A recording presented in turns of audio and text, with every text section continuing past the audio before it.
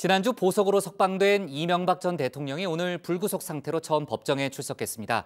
뇌물 혐의 핵심 증인인 이팔성 전 우리금융지주 회장의 증인 신문이 예정돼 있었지만은 불출석 사유서를 제출해 이루어지지 못했습니다. 또 미납 추징금 환수 절차가 진행 중인 전두환 씨는 연희동 자택이 공매에 넘어간 것을 막기 위해 총력전을 펼치고 있는데요. 오늘 최반장 발제에서는 두 가지 관련 소식들을 자세하게 짚어보겠습니다. 자, 오늘 발제 책 읽어주는 남자입니다. 자, 최고의 시절이자 최악의 시절, 지혜의 시대이자 어리석음의 시대였다. 믿음의 세기이자 의심의 세기였으며 빛의 계절이자 어둠의 계절이었다. 희망의 봄이면서 곧 절망의 겨울이었다. 자, 세계문학사에서 가장 빛나는 첫 문장으로 꼽히는 찰스 디킨스의 두 도시 이야기입니다. 18세기 프랑스 혁명 당시 파리와 런던이 배경이죠. 자, 지금 우리 앞엔 두 명의 전직 대통령이 있습니다. 자, 이름하여 두 대통령 이야기입니다. 자, 주인공은 전두환 그리고 이명박인데요. 자, 디킨스는 최고와 최악, 믿음과 의심, 빛과 어둠, 비망과 절망 이렇게 상반된 단어로 정치적 격변기를 압축했지만 자, 우리는 이 두 전직 대통령을 어떤 말로 담아낼 수 있을까요?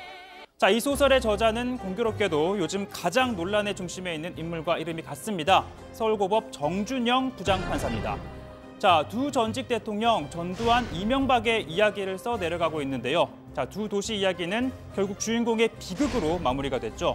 자, 이 두 대통령 이야기 어떤 결말을 맞게 될까요? 자, 먼저 전두환입니다.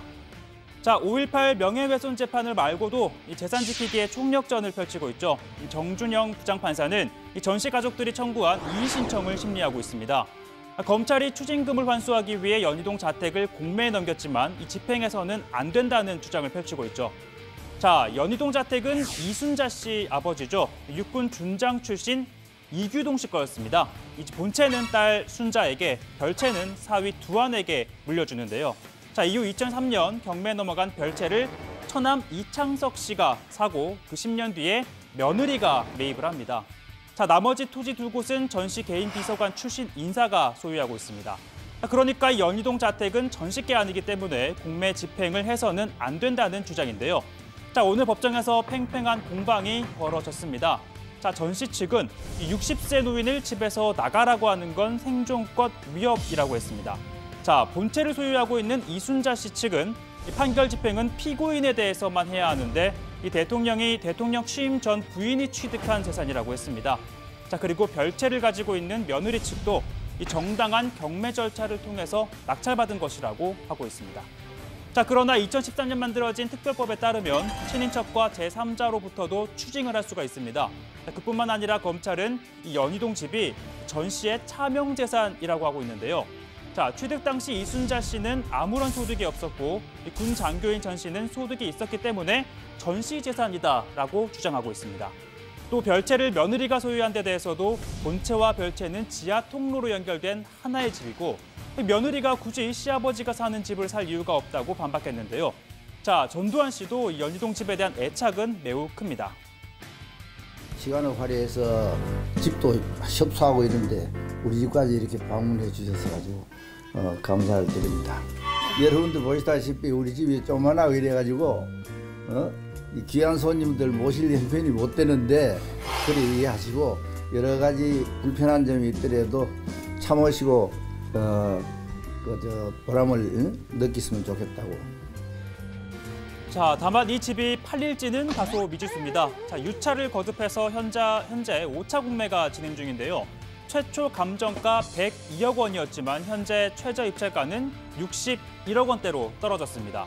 자, 이번에도 유찰이 되면 다음엔 이 감정가의 절반으로 떨어지는데요.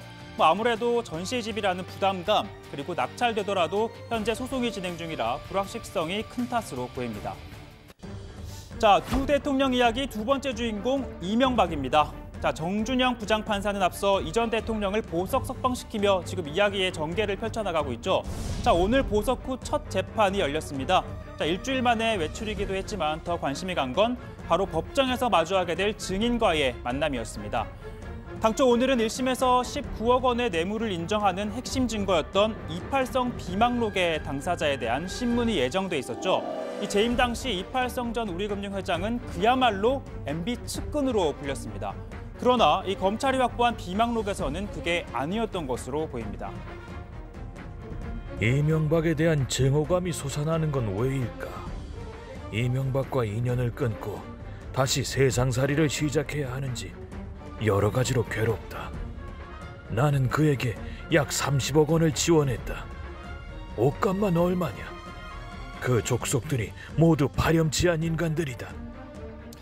자, 그러니까 이 돈을 건네고 인사청탁을 했지만 소위 먹튀를 당한 이 심경을 고스란히 적어놓은 겁니다. 자, 그런데 재판에서 이 전 대통령 또한 나는 그에게 관심도 갖고 있지 않았다. 차라리 이팔성을 불러 거짓말 탐지기를 해봤으면 좋겠다며 억울함을 호소했죠. 자, 그러나 그동안 이 전 회장의 소재가 확인이 되지 않아 소환장조차 전달을 하지 못한 상황이었는데, 자, 여기서 또 스토리를 멈출 수 없는 정준영 판사 경고장을 띄웁니다. 서울법원 홈페이지에 이렇게 실명을 공개를 했죠. 그리고 나오지 않으면 강제로 부인하겠다고 압박을 했습니다.